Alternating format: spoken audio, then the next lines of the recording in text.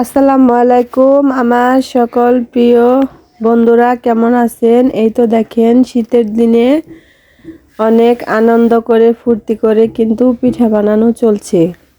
কয়েকদিন যাবৎ ভিডিও দিতে পারি নাই ব্যস্ততার কারণে, এবং আমাদের বাড়িতে আমার একমাত্র চাচা শ্বশুর মারা গেছে।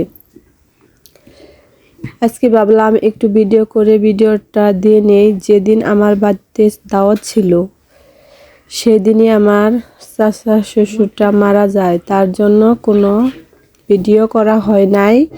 কারণ হচ্ছে সবারই মন ভালো ছিল না। আজকে কিন্তু বাবার বাড়ি দাওয়াত ছিল, তাই সবাই মিলে এই যে পিঠাপুলি বানানো হচ্ছে।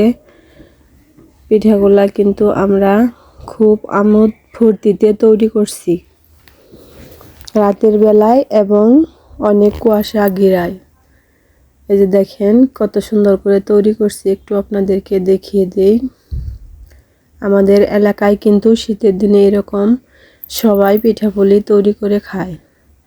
চোলাই কিন্তু দিয়ে দিয়েছি, কিন্তু এখন নাড়াচাড়া করে নিব। দিয়ে দিয়েছি খেজুরের গুড়, এখন দিয়ে দিলাম এই যে হাঁড়ি ভর্তি দুধ, সাথে দিয়ে দিয়েছি নারকেল। ওইটার ফুটেজ নেওয়া হয় নাই, আমি একটু ব্যস্ততা ছিলাম তার কারণে। এভাবেই কিন্তু রান্না করে শীতের রাত্রে আমরা রান্না করে রেখে দেই, আর সকালবেলায় সবাই মিলে মজা করে খাওয়া হয়। এই ধোয়া দেওয়ার কারণে কিন্তু খুব সুন্দর হয় নাই ভিডিওটা। যদি ভালো লেগে থাকে লাইক কমেন্ট শেয়ার করবে বন্ধুরা।